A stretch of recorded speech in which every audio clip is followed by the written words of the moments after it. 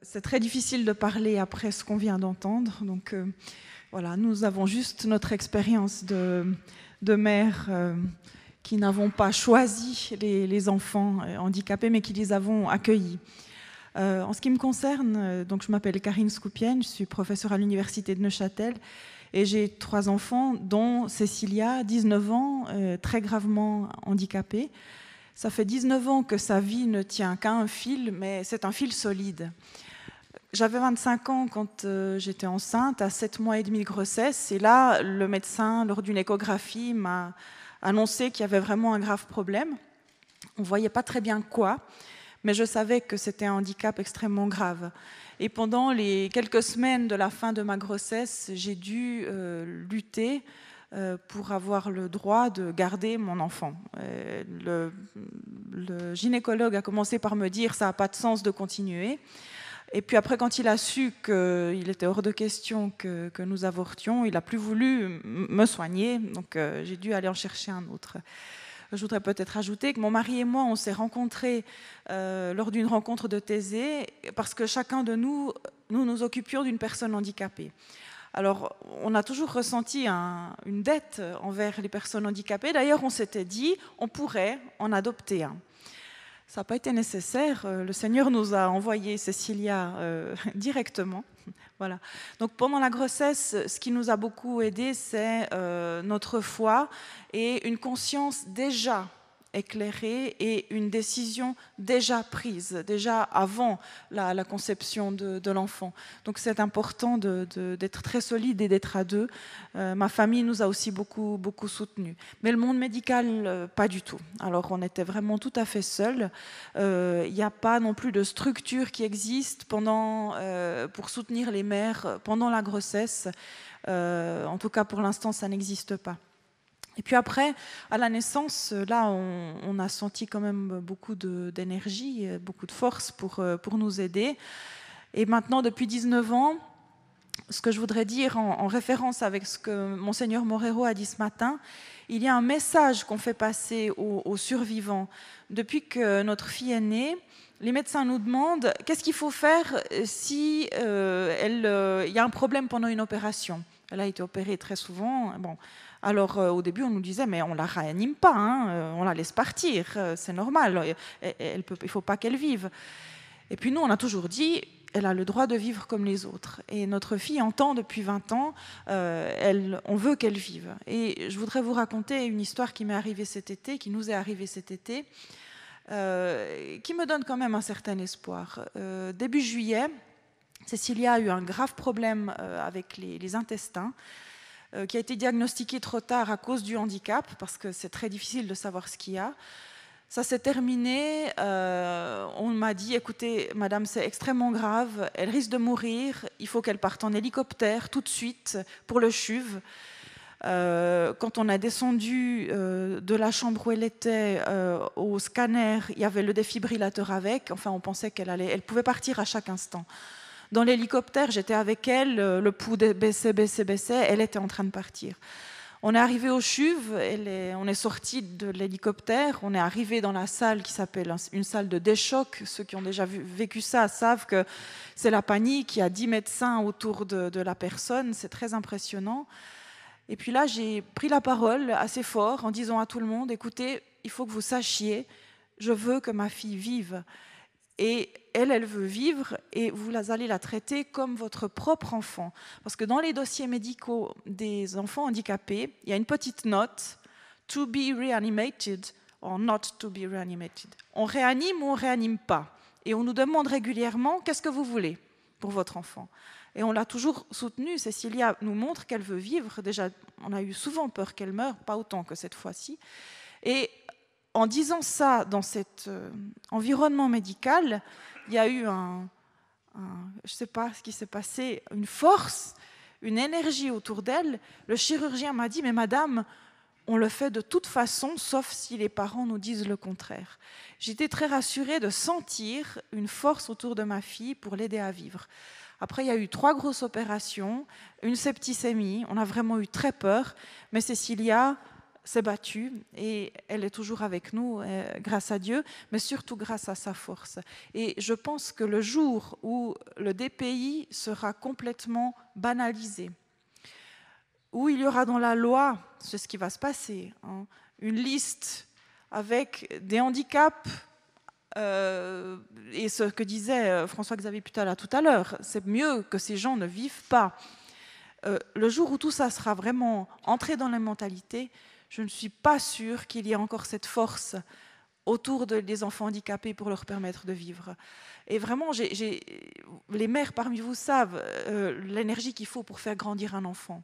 Hein. Mais alors, un enfant, donc, quand elle est née, on nous disait, elle ne va pas vivre. Elle a 19 ans. Il faut une force, il faut une énergie folle. Il faut toute une société pour aider. Et je pense que le jour où la société aura inscrit dans la loi que pour eux, c'est mieux qu'ils ne vivent pas. C'est cette contradiction incroyable. Hein. Moi, on m'avait dit quand j'étais enceinte, pensez à l'enfant, il faut avorter. Hein, pensez à l'enfant, il faut avorter. Donc, le jour où ça sera vraiment complètement banalisé, là, vraiment, je crains pour les enfants. Et je m'engage beaucoup auprès de personnes handicapées, des associations. On a très peur de ce dérapage-là. Et on a très peur que bientôt, on ne rembourse même plus les frais de soins pour les personnes handicapées, puisque on a bien voulu, hein. On l'a bien voulu. Mais en attendant, aujourd'hui, je pense qu'il y a encore une vraie volonté de permettre aux enfants de vivre une fois qu'ils sont là. Avant la naissance, c'est une autre chose. Voilà. Donc, mon histoire, les ressources, je dirais, la famille, la foi, et pour l'instant, une société qui se bat encore auprès de nos enfants, mais peut-être pas tout le temps. Mais une question, est-ce que... Parce que souvent, on peut avoir l'impression que effectivement, c'est l'héroïsme propre des parents. Et là, tu es en train de nous dire ce qui est déterminant pour soutenir l'héroïsme des parents, c'est aussi que cette volonté des parents soit reçue d'une certaine manière. Oui, je pense. Alors, il y a aussi l'héroïsme de la personne handicapée, parce que la force, elle vient de la lumière qu'il y a dans ses yeux. Ça, c'est sûr. Hein. Mais il y a quand même des moments où on est vraiment épuisé. Il y a des moments, vraiment début juillet, là, quand on était entre toutes ces opérations, on n'en pouvait plus, vraiment. Hein. Et s'il y avait eu un entourage, disons, hostile, ça aurait été 100 fois pire. Bon, mon mari et moi, on est sur la même longueur d'onde. Mais combien je connais de femmes qui sont larguées par leur mari à la naissance d'un enfant handicapé. Il y a plein de situations de mères qui sont vraiment héroïques, mais pour combien de temps? Hein, combien? Alors s'il n'y a pas, il faut une force immense, il faut vraiment beaucoup autour d'eux. Alors en fait, il y a un travail, ce qui rend d'autant plus nécessaire le travail de sensibilisation sociale. Et ça serait contre-productif, mais on l'a déjà dit ce matin, de se refermer en disant nous, on a cette force parce qu'on a la foi, mais la société, elle peut. Donc il y a ce travail, ce que tu dis là, c'est qu'il y a un travail fort à faire pour que la société reste consciente d'un devoir de prendre soin de ces enfants-là. Oui, François-Xavier Putala a cité le préambule de la Constitution. Je m'adresse souvent à des éducateurs dans le cadre de mes fonctions au Persnège à Neuchâtel. Et puis, je leur cite souvent cette phrase. Et puis, ils ne la connaissent souvent pas. Mais le jour où notre société ne pourra plus prendre soin des plus faibles, on va vraiment être mal barré, nous aussi. Hein, et je pense que c'est un message qu'on envoie à tous ceux qui vont moins bien. Tant qu'on s'occupe encore des personnes les plus faibles, on va pouvoir aussi envoyer un message positif auprès de tous ceux qui sont malades, qui se sentent inutiles. Mais oui, je ne sais pas pour combien de temps encore. On reviendra peut-être là-dessus. Est-ce que Madame Devecq, vous voulez... Alors, ça va comme ça. Alors, je viens de la Hollande, mon mari est suisse. Je suis venue en Suisse pour travailler comme infirmière à l'hôpital cantonal de Fribourg. Nous sommes mariés et puis notre premier enfant, Marc, est né et on a découvert son handicap en fait que 3 mois après la naissance. Or, il était handicapé très profondément, mais on l'a découvert que 3 mois après la naissance. Et après, nous avons eu encore 3 autres enfants. Alors, le médecin avait prévu qu'il aurait une durée de vie à peu près de 13 ans et il a eu 27 ans. Il a décédé il y a 5 ans et demi. C'était un enfant très joyeux, très heureux de vivre, et il a été mourant 2 fois avant qu'il est mort une 3e fois, et je crois que ça dit assez de son envie de vivre. Pour moi, comme mère et infirmière, ce n'était pas évident de combiner les deux, et notamment, ce n'était pas évident de collaborer avec mes collègues infirmières et avec les médecins, parce que je n'étais pas préparée au fait que le regard des autres sur un enfant handicapé n'est pas toujours positif. Je l'ai découvert petit à petit. Ce n'est pas venu du jour au lendemain, mais petit à petit, je l'ai découvert. Et là, j'ai cherché du soutien. Je dois avouer que nous avons eu beaucoup de soutien de l'Église, notamment des prêtres de l'Église. Et je dois dire, je vois que le Père Fontaine est là. Je ne sais pas si vous vous souvenez du jour de votre ordination. Moi, j'étais au Christ roi derrière. Et après votre ordination, vous étiez très heureux, vous dansiez presque de joie en sortant de l'église. Et là, vous avez vu Marc dans la chaise roulante, et vous l'aviez embrassé. Je peux vous dire, ça me fait encore de la joie au cœur. Maintenant, c'est comme vous vouliez dire, allez-y aux pauvres, leur raconter la bonne nouvelle, c'est-à-dire Dieu aime les handicapés. C'était un message extrêmement fort. C'est comme le Seigneur vous a demandé d'aller droit au but. Et voilà, nous avons eu d'autres difficultés, surtout, comme je disais, dans le corps médical. Je n'étais pas préparée à ça. Mon propre père est médecin et je n'avais pas été éduquée dans une ambiance de rejet, mais Marc, notre fils, a été rejeté très fortement. Et ce n'était pas toujours facile de le défendre et de tenir tête. Et voilà, c'est jusqu'à maintenant ce que je voulais dire. Voilà. Est-ce que vous pourriez aussi, vous avez parlé à midi de personnes ressources qui vous ont aidé à contrebalancer ce regard négatif des médecins. Je pensais au Père Schönborn. Oui. Alors, ce qui était difficile spécialement, c'est quand des personnes soi-disant très importantes dans la société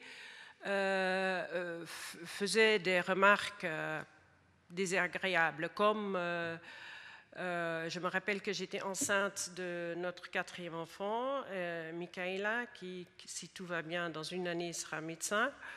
Et j'étais à l'hôpital universitaire de Berne pour un EEG, et j'ai été accueillie par la professeure en neurologie, entourée des chefs de clinique et des assistants. Et puis je viens pour le diagnostic, et j'étais en 8e mois, je crois, de grossesse, donc on voyait bien que j'étais enceinte. Et il me regarde, et puis donc Marc avait le développement physique moteur d'un nouveau-né. Il ne parlait pas, il était tétraplégique. Et puis il me disait, il voulait augmenter les doses épileptiques pour le Rivotril, et je lui disais, mais j'ai découvert, professeur, quand on lui donne trop de Rivotril, qu'il mange moins, et comme vous pouvez constater vous-même, il est déjà très très maigre. Il m'a répondu, Madame, si vous ne donnez pas le Rivotril que je vous prescris, il ne pourrait pas suivre le grammaire à l'école, le grammaire français à l'école. Alors je me suis dit, mais je ne comprends pas cette réponse. Puis il a continué en disant, d'ailleurs, je vois que vous êtes enceinte, comment est-ce que vous osez encore mettre au monde un enfant après celui-là? Et ça m'a beaucoup choquée. Je lui ai répondu et je suis partie. Puis j'ai été aux toilettes et puis j'ai pleuré pendant un quart d'heure. Et après je suis sortie, il y a un médecin qui m'a attendue. et qui m'a demandé « Madame, est-ce que vous voulez qu'on va parler ?» Et puis j'étais encore tellement en colère que j'ai dit « Non, je ne vais pas parler ». Et puis on est parti, et puis heureusement, 15 ans après cet événement, à un dîner à Berne, par hasard, j'étais placée à côté de ce médecin qui m'avait attendu. Et je lui ai dit, maintenant je veux bien qu'on se parle. Et je lui reste toujours reconnaissante pour le fait qu'il m'a attendue. Et ce que je voulais aussi dire, c'est que, évidemment, on sait que chaque couple a une chance d'avoir un enfant handicapé, c'est entre 2 et 8%, 2% pour un handicap grave comme Marc, et 8% pour un handicap moins grave. C'était notre premier enfant, on a découvert après 3-4 mois, j'étais enceinte du deuxième enfant. Pourquoi est-il handicapé? C'est une question qui me poursuivait. Et je savais toutes les raisons médicales d'avoir un enfant, les 4 raisons d'avoir un enfant handicapé, donc les chromosomes, une infection pendant la grossesse ou manque d'oxygène pendant la naissance ou une maladie du système digestif. Et on a regardé tout ça, c'était pas. Alors pourquoi est-il handicapé? Et un beau jour, j'ai pris la voiture et je suis allée à Haute-Rive sans faire rendez-vous à l'avance. Et j'ai tapé sur la porte et il y avait ce moine avec la longue barbe, je crois qu'il est décédé maintenant, qui m'a ouvert la porte et il m'a entré. Je devais attendre dans une salle, dans une chambre. Et puis un autre moine cistercien qui est venu, très calme, très posé. C'est assis. Puis il m'a demandé pourquoi j'étais là. Alors j'ai dit, est-ce que vous pensez que c'était la volonté de Dieu que Marc est né handicapé? Alors il m'a répondu, j'ai essayé d'expliquer en me disant, ces moines, ils sont magnifiques, mais ils lisent la Bible, ils prient, mais du jargon médical, ils ne comprennent rien. Donc j'ai essayé d'expliquer en forme, entre parenthèses, laïque, ce qu'il avait Marc. Et puis, il m'a dit, vous savez, moi, je connais pas assez bien les pensées de Dieu. Donc, je ne peux pas vous dire si c'était sa volonté qu'il est né handicapé ou non.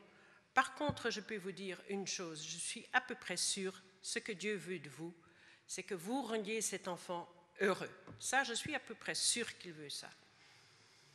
Alors, tout d'un coup, c'est comme j'avais énormément d'énergie. Je suis partie de cette abbaye et puis je me suis dit, voilà, maintenant je sais ce que j'ai à faire. Et j'ai compris après coup que j'étais en train de penser qu'en arrière, pourquoi c'est arrivé, au lieu de penser qu'est-ce que je peux faire. Alors lui, il m'a vraiment mis sur la rail. Et encore une fois, 15 années après, nous habitions Berne et j'ai raconté cette histoire à l'abbé Chèvre qui était curé de la paroisse française à Berne. Puis il me disait, Elvira, tu sais que c'était le père René. J'ai dit, oui, maintenant je me rappelle le nom, c'était le père René. Ah, tu sais, il était médecin. Et il est mort dans le train en priant son chapelet. On l'a trouvé mort dans le train à Genève.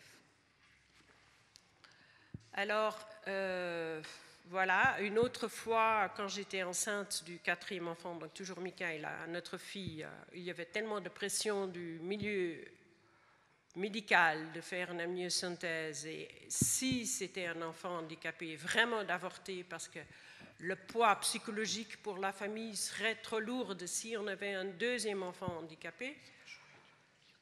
Et on ne voulait pas, mais la pression était très très forte. Et voilà, je me rappelle qu'à un moment donné, j'avais vraiment un burn-out total, je n'en pouvais plus. Et dans mon presque désespoir, j'ai pris le téléphone et j'ai téléphoné Père Christophe, que je connaissais, qui est maintenant cardinal Schönborn. Et déchiré en larmes, je lui ai raconté ce qui se passait. Alors il m'a dit, Elvira, c'est vraiment les anges qui vous ont envoyé vers moi. J'arrive à l'instant de Rome et demain je dois repartir à Rome. Venez avec Éric me voir. Alors mon mari et moi, on a été accueillis par lui et on a passé 1 heure ensemble et le soutien de lui était capitale et incroyable. On est resté en correspondance après. Et pour nos 30 ans de mariage, nous sommes allés à Vienne et nous l'avons revu. On a été à sa messe, on a pris le petit déjeuner avec lui. Donc le soutien de l'Église et de la part des prêtres et de quelques amis était là et c'était très important pour nous. Merci. Si j'entends, je passerai la parole après peut-être à la salle, mais si je vous entends les deux, est-ce qu'il y a l'impression, est-ce que c'est juste, j'ai une impression quand même vous dites le soutien de l'Église était là, mais quand même une impression de chemin un peu difficile et vous avez dû trouver votre voie un peu seul avec vos maris respectifs. Est-ce que si on est là dans le projectif, qu'est-ce qui serait bien de faire pour accueillir la vie, suivant le titre de notre colloque? Qu'est-ce que vous changeriez? Est-ce qu'il y a des choses qui vous sembleraient, ou des structures, ou des groupes, des structures peut-être non pas formelles, mais informelles? Qu'est-ce qu'il faudrait pour des parents dans votre situation pour que ces moments de grande solitude, de grand désespoir soient non pas évités, parce que je ne pense pas qu'on peut les éviter, mais soient atténués, rendus plus faciles? Peut-être je peux... Oui. Alors, il y a quelques années, je m'étais justement dit qu'il faudrait faire quelque chose pour les mères enceintes auxquelles on annonçait un diagnostic. Alors, j'ai essayé, vraiment, je me suis approchée de SOS Futures Mères, j'ai discuté avec plein de gens. J'ai aussi cherché à envoyer de la documentation dans les hôpitaux, parce qu'il faut qu'on les atteigne d'une manière ou d'une autre, ces mères. Hein, donc, c'est souvent auprès de gynécologues. Je ne sais pas pourquoi, j'ai eu 0 réponse. Vraiment 0. Aucune réaction. Il y a vraiment un tabou total entre ce qui se passe dans les cabinets des médecins et particulièrement dans les cabinets où il y a les échographies. C'est vraiment un total tabou. Donc ça n'a vraiment rien du tout donné. Alors voilà, mais je pense qu'il faudrait aider les mères à ce moment-là. Et puis maintenant, bon, avec le temps, je me suis dit que j'allais plutôt m'occuper des jeunes parents auxquels on annonçait un diagnostic après la naissance. Et puis au Personnage, je suis présidente d'une commission... Qu'est-ce que c'est les Personnage? Les Personnage, la grande institution à Neuchâtel qui s'occupe des personnes handicapées. Il n'y en a qu'une seule, donc c'est très grand. Puis je préside une commission de parents d'adultes polyhandicapés, donc les plus gravement atteints, et on est en train de mettre sur pied une action de solidarité auprès des plus jeunes parents. Donc mettre en contact les parents qui ont un peu d'expérience avec ceux qui viennent de se prendre le diagnostic en pleine figure. Mais là, je me suis aperçue que c'est encore très très difficile parce que malgré le temps, même après avec des enfants qui ont 30, 40, 50 ans, les parents restent encore très fragiles. Et pour aider des parents plus jeunes, il faut soi-même être vraiment déjà bien solide. Alors j'ai eu l'occasion de discuter de ça avec d'autres parents. Et on a eu une très belle rencontre où les mères ont commencé à se raconter, mais c'est des personnes âgées déjà, hein, donc les enfants peuvent avoir 40, 50 ans. Les parents âgés racontent le moment du diagnostic, toutes ces affreuses phrases qu'on entend, le rejet, tout ça. Et bien 50 ans après, elles ont les larmes aux yeux et ça reste extrêmement difficile. Donc, s'approcher des jeunes parents, il y a quand même ça reste très difficile. Et puis il faut en même temps être soi-même passé par là. Parce que je dois dire que moi, de la part de l'Église, j'ai pas ressenti énormément de soutien, à part de Jean-Paul II, de Saint Jean-Paul II, dont Evangelium Vitae était vraiment mon livre de chevet. Et puis il nous a beaucoup soutenus de manière générale. Mon mari est polonais, donc on était particulièrement sensibles à tout ça. Mais des fois, certains prêtres étaient un peu maladroits parce que personne ne peut se mettre à notre place. Hein. Donc, avoir un enfant en train de mourir, j'ai eu parfois des prêtres qui m'ont envoyé des gags ou bien qui ont sous-estimé ou tout ça, c'est vraiment révoltant. Donc, il faut avoir la foi bien accrochée. Et puis, une fois, j'ai dit à un prêtre, heureusement, j'aime l'Église au-delà de la maladresse de ses membres. Parce que j'ai été tellement blessée par ce que certains m'ont dit que, j'ai dit, ben voilà, il n'est pas à l'aise, ok, je le laisse à sa place. Mais donc, ce n'est pas forcément des prêtres qui ne peuvent pas comprendre forcément la situation, qui peuvent le plus aider. Il faut des familles. Mais en même temps, les familles sont fragilisées, fatiguées. C'est vraiment difficile. C'est pour ça que je pense qu'il faut un ensemble, et pas seulement une personne ou une personne, mais un ensemble. Et je pense que la notion d'être à l'aise, donc effectivement, mais je suis médecin et je parle vous avez beaucoup souffert des médecins, si j'ai compris, c'est peut-être aussi, alors il y a des préjugés, mais c'est aussi peut-être ce malaise et on ne sait pas comment faire et on dit des choses qui dépassent peut-être notre pensée. Madame Devecq Alors moi je pense que la première chose c'est que moi j'étais relativement seule à Fribourg et parce que je viens de l'étranger, donc mais j'allais à la messe et c'est peut-être pour cette raison-là que j'ai trouvé premièrement des amis et des connaissances à l'église. Je crois que la première chose qu'il faut, c'est le regard vis-à-vis de l'enfant. Est-ce qu'on sent tout de suite en tant que mère, est-ce que pour lui, Marc, c'est une personne? Est-ce qu'il est accepté en tant que personne? Et aussi chez les médecins, on remarque très vite quand on est enceinte et quand il fait l'anamnèse, combien d'enfants est-ce que vous avez? Est-ce qu'ils sont en bonne santé? On sent tout de suite le regard du médecin. Est-ce qu'éventuellement, il pourra accepter que, quoi qu'il arrive, on veut d'autres enfants après Marc? Et je me rappelle que là, à ce moment-là, on habitait Berne. Et puis, j'étais chez le médecin, je ne savais pas si j'étais enceinte. Et puis, il me disait, de toute façon, si vous êtes enceinte, il faut faire une amniosynthèse. Parce que sinon, c'est trop lourd pour la famille. Et je me suis dit, mais c'est trop. Quand on est enceinte, on est fragilisé. Je sais, nous savons ce que nous voulons, mais on a minimum besoin de l'appui du médecin qui nous traite. Et ça, je pense, ça dépend du regard et du regard des médecins. Alors, j'ai fait des démarches pour trouver un autre médecin.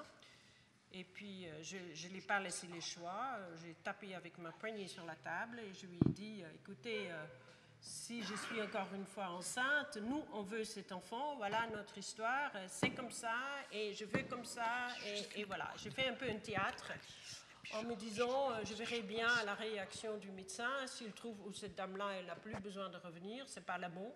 S'il accepte que je reviens, alors peut-être c'est le bon. Puis il a accepté que je reviens. Merci. Je vais demander au philosophe Bernard Schumacher de réagir un petit peu à ce qu'il a entendu, très, très rapidement, en quelques phrases. Comment lui, en tant que travaillant intellectuellement sur la vulnérabilité, mais probablement aussi en tant que père, en tant que membre de la communauté, comment il entend ce que vous dites et comment il l'analyse? Merci beaucoup. D'abord, j'aimerais rendre hommage à vos témoignages. Mère courage, Mutter courage. Le courage. Et le courage d'affronter une situation que vous avez décrite comme une société qui ne promeut pas nécessairement les personnes vulnérables, mais les bien portants, vous et moi pour le moment encore, pour un moment. Peut-être la personne en situation de profonde vulnérabilité, qui n'est pas seulement l'enfant à naître, mais qui est aussi celui que nous allons devenir dans quelques années, le tout vieux, d'une certaine manière, représente quelque chose, non pas seulement au niveau de la communauté, comme quelque chose qui est au plus intime de notre être. Notre fragilité, non pas seulement corporelle, mais plus particulièrement notre fragilité où nous avons besoin du regard de l'autre pour nous faire pardonner, pour nous faire aimer, pour grandir. Et cette fragilité, l'enfant qui naît dans cette fragilité est peut-être d'une certaine manière le signe de ce que nous sommes au plus profond de nous-mêmes. Le deuxième objet que j'aimerais mentionner, c'est la dimension, vous l'avez mentionné, de la communauté, mais plus particulièrement du regard. Et je vais prendre un petit exemple de l'autre côté. À la fin de la vie, M. Jentsch, qui était professeur de rhétorique à l'université de Tübingen, à un moment donné dans son parcours, a dû perdre des facultés intellectuelles puisqu'il tombait Alzheimer. Depuis, il est décédé. Et sa femme a eu beaucoup de peine au début à accepter cet état-là. Et elle dit à un moment donné dans un passage, et c'est dans un ouvrage, elle dit « J'ai dû faire une conversion de mon regard. Une conversion de mon regard pour l'approcher là où il était et comme il était. Pour redécouvrir une autre relation à l'autre, à mon mari, qui n'était plus au niveau des échanges, des idées ou d'autres choses. » En d'autres termes, une des pistes, c'est de redécouvrir cette dimension de la conversion du regard au niveau de la communauté. Non pas seulement au niveau des différents individus, mais au niveau fondamentalement de la communauté où l'autre, indépendamment du fait qu'il soit bien portant dans la tête ou autre part, dans le corps, reste un cadeau. Et je terminerai avec une idée d'un philosophe, Michael Walzer, dans un petit ouvrage qu'il a mentionné, mais sur un autre objet qui est celui du transhumanisme. Il disait à un moment donné, lorsqu'on veut transformer l'humain dans une machine parfaite, où il n'y a plus de souffrance et plus de mort, nous risquons de perdre quelque chose d'essentiel, c'est la dimension du don. Merci. Merci Bernard. Est-ce que vous voulez réagir ? Peut-être à propos de la fragilité, moi je crois que c'est le cadeau principal que Cécilia nous a apporté parce qu'on a vite... Quand je me suis mariée, je me souviens très bien que j'imaginais la famille parfaite qui va à la messe le dimanche avec les enfants super bien habillés. Bon, Cyrillus, vous voyez comment c'est.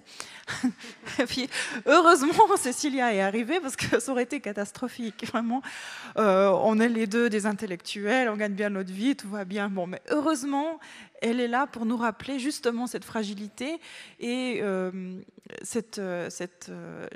dirais vraiment l'essence de l'être humain qui est justement fragile et qui a besoin des autres.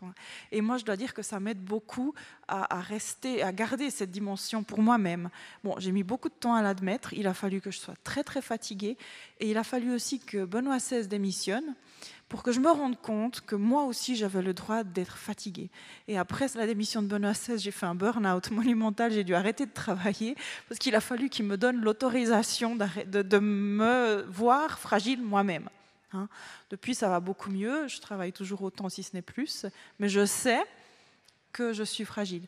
Et je crois que dans une société qui promeut vraiment la perfection, la force, des enfants comme les nôtres sont vraiment des cadeaux.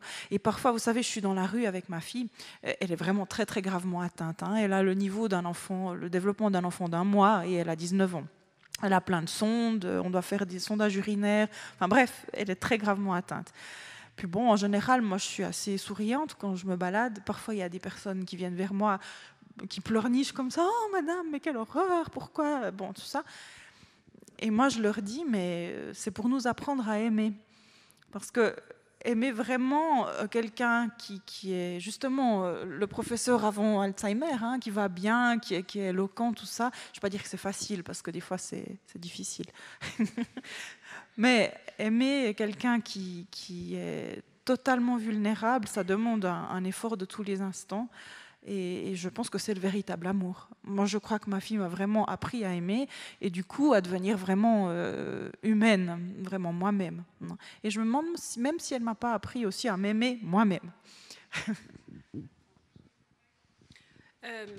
Parfois, on me disait, quand je me promenais avec Marc, on me regardait de manière un peu pitoyable. « Oh, madame, qu'est-ce qu'il y a beaucoup de souffrance dans votre famille, ceci, cela. » C'est maintenant, il y a 5 ans et demi, il est décédé. Je peux vous dire une chose, la vie avec Marc était de la joie du début jusqu'à la fin. Par contre, là où il y avait la souffrance, c'est d'accepter et de pardonner les gens qui n'ont pas aimé, qui l'ont rejeté. Et voilà, mais je sais que le Seigneur nous demande ça, et ça c'était difficile. Mais le fait de l'aimer, lui, ça allait de soi. Merci, merci beaucoup, infiniment. Peut-être, est-ce qu'il y a une ou deux questions?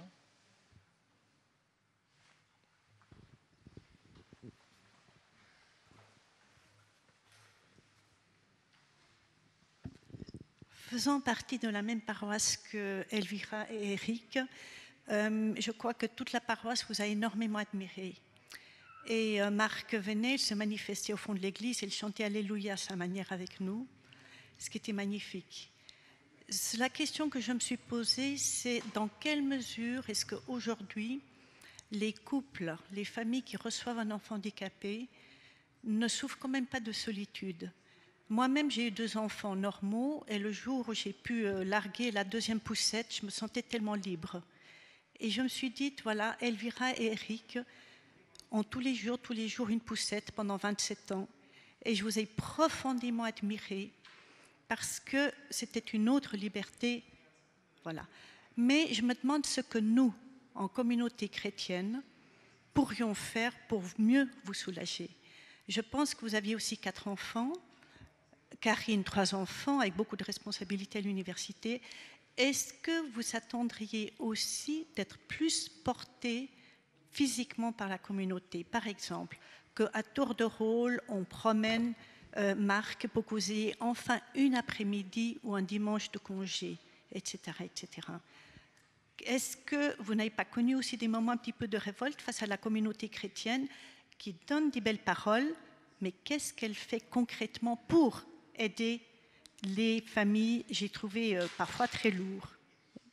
Et je vous ai profondément admiré.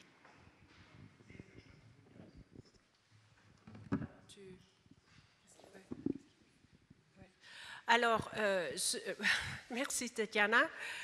Je reste sur mon point de vue. C'est vrai que physiquement, il y avait à faire avec Marc, mais l'accueil que toi aussi, tu nous as accordé quand je suis venue avec Marc à Berne et quand je pouvais monter chez toi, ça reste les choses la plus importante. Le fait qu'il est vu comme personne, qu'il est accueilli et qu'on regarde envers de lui, qu'il est considéré comme une personne humaine. Évidemment, à côté ici, j'avais toujours beaucoup de choses que je voulais faire, trop de choses en même temps, et que si l'un ou l'autre ami, d'ailleurs tu l'as fait, est-ce que je peux garder Marc? Évidemment, ça nous rend énormément service, mais pour moi, c'était un signe du fait, Marc, il est considéré comme personne. En ce qui me concerne, je dirais que c'est parfois difficile d'aider, parce que pour Cécilia, c'est très technique, il faut une formation, il faut presque être infirmière, hein, c'est pas si simple. Par contre, bon, la prière nous a beaucoup aidés. Bon, cet été, quand Cécilia était à l'article de la mort, il y avait le Carmel qui priait pour nous, beaucoup d'amis, puis c'était vraiment un grand soutien. Ce qui est peut-être important, c'est de ne pas isoler les familles handicapées. Pour être sincère, plus personne jamais ne nous invite. On n'est jamais invité nulle part.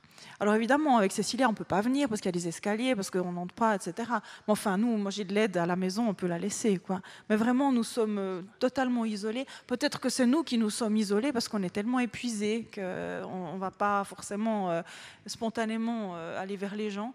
Mais moi, c'est ce dont je souffrirais, je dirais comme ça, je souffre le plus.